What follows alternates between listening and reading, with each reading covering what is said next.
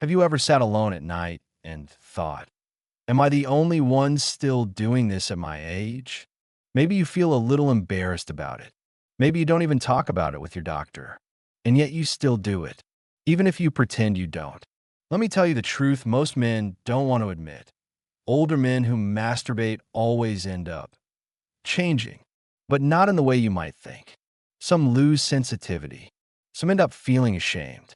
But others, the ones who understand what's really happening in their bodies, end up stronger, healthier, more alive than they've felt in years. I'm Dr. Edward. I spent over 35 years as a men's health specialist and urologist here in Greenville, South Carolina. And let me tell you, this is one of the most misunderstood, quietly shame-filled topics I ever talked about with my patients. Thousands of men sat in my office, unable to look me in the eye, and finally confessed, "Doc, I still do it. Should I stop?" And you know what I always told them? It depends. Because it's not as simple as good or bad. It's about how you do it, why you do it, and whether you understand what it's doing to your body. Most men think they're just scratching an itch, relieving tension, but they don't realize masturbation isn't a harmless, isolated act. It changes your hormones, your blood flow, your prostate health, your mood, your sleep, even your confidence. But here's the uncomfortable truth. Stopping completely can be just as risky. You see, as we age, our bodies don't just slow down on their own. They respond to what they get. Imagine your circulation like an old garden hose. When you're young, it's flexible. The water pressure is strong. You can count on it. But if you leave it unused in the sun for years, it stiffens, cracks. Water barely dribbles out. Your sexual organs are the same. Without regular blood flow and stimulation, tissues lose elasticity. Nerves dull, blood vessels narrow. And that's how men just accept that they're old and done, when really they just stopped maintaining themselves. I want you to hear this. Masturbation, when done mindfully, is one of the simplest, most natural ways to keep that hose from stiffening and cracking. But the key word there is mindfully, because the other side of this truth is that many men use it all wrong. They rush it. They use the same death grip every time. They rely on overstimulating fantasies that dull them to real intimacy. They turn what could be a form of self-care into a habit that quietly damages their sensitivity, connection, and self-worth. That's why so many older men who masturbate always end up in my office saying the same thing. "Doc, it just doesn't feel the same anymore." And they're right, because their bodies learned a pattern, a fast, hard, impersonal pattern that doesn't translate to real life. So let me ask you this.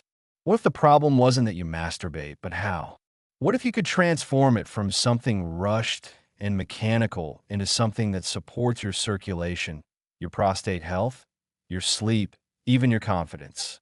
I want you to stick with me, because this is where it gets interesting. I've helped thousands of men reclaim their energy, their potency, and yes, their dignity by rethinking how they approach this private part of life. And no, it's not about giving it up completely. It's about understanding it. Before we go deeper, I'd love for you to subscribe and tap the bell so you don't miss what comes next. This topic only gets more interesting. And tell me in the comments what city you're watching from. I read every single one. Because trust me, my friend, you're not alone in wondering about this. Now let's talk about why our bodies change with age and why blaming age alone is one of the biggest mistakes older men make when it comes to their sexual health. I've spent decades listening to men tell me, "I'm too old for that."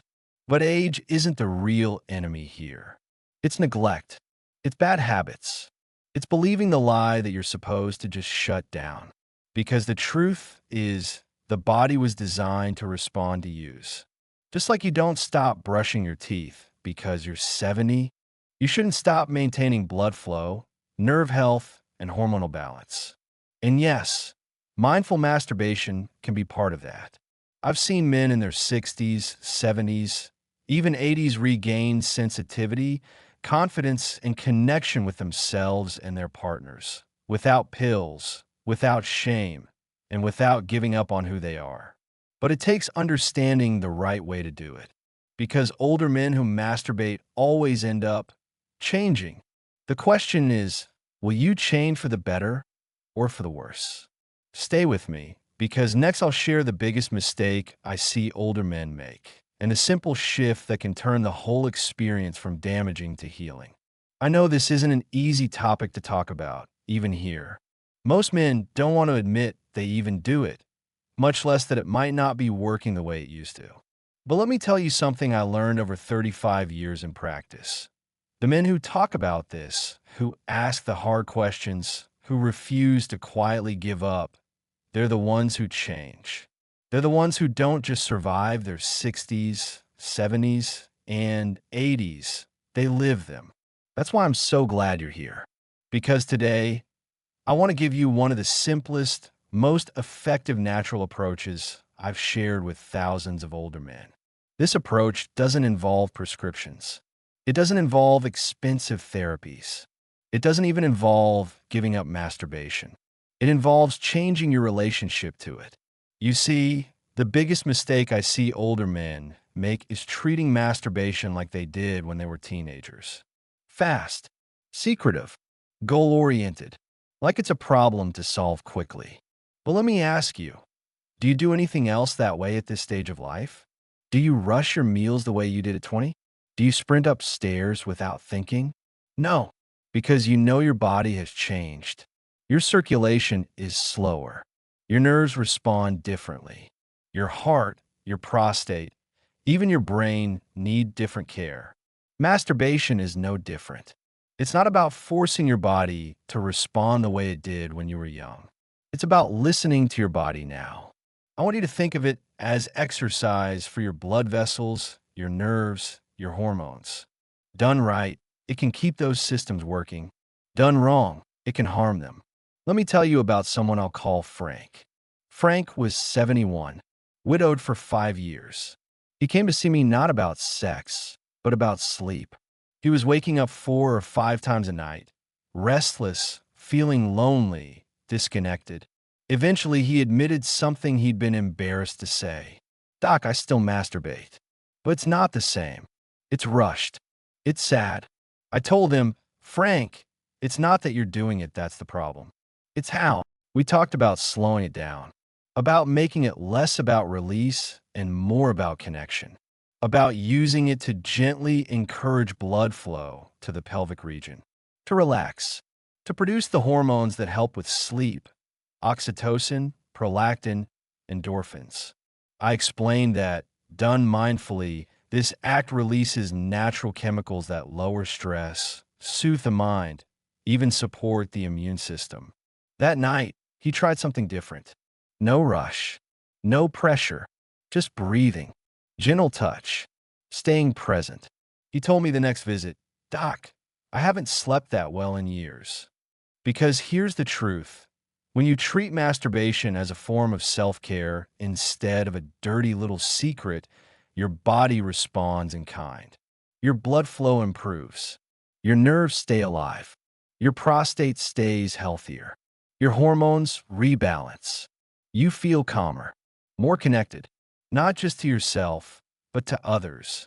Frank started dating again, by the way. He told me he felt less ashamed, more confident, more like himself. That's not a miracle. That's biology. And it's available to you. If you're still with me, I want to ask you to do something. Subscribe and click the bell so you don't miss the rest of what I'm going to share. And write in the comments which city you're watching from. I read them all. I want you to know you're not alone in this. Because next, I'm going to talk about something that might surprise you. How masturbation can directly impact your prostate health, and why stopping entirely might actually increase your risk of problems down the line. This is something every man over 60 needs to hear. So stay with me. Your best years don't have to be behind you. They can still be ahead, if you're willing to change how you see yourself and how you care for your body. I want to leave you with one last thought. You see, over all my years talking with men, their 60s, 70s, even 80s, I noticed something important. The ones who stayed healthy, connected, alive, they weren't the ones who gave up on this part of themselves. They were the ones who adapted. They accepted that their bodies had changed, but they didn't let shame, fear, or old habits ruin what was still possible. They learned to slow down. They learned to listen. They treated self-pleasure not as something dirty or rushed, but as maintenance, like brushing their teeth, like going for a walk, something that kept their blood moving, their hormones balanced, their confidence intact, and their connection to life strong. Because that's really what this is about. Not about sex for its own sake, but about staying present, feeling like a man, being able to look your partner or yourself in the mirror and know you're still here, still capable, still alive. So if you're watching this and feeling embarrassed or unsure or even a little bit angry, good. It means you care. It means you haven't given up. Don't let anyone tell you this part of life is over for you. It's only over if you choose to let it be. If you want more conversations like this, more natural ways to protect your circulation, your prostate, your energy, your confidence, then subscribe and hit the bell. And please leave a comment with your city or just a simple one if this spoke to you. I read every single one because you're not alone, and your best years can still be ahead of you if you want them to be. Take care of yourself, and I'll see you next time.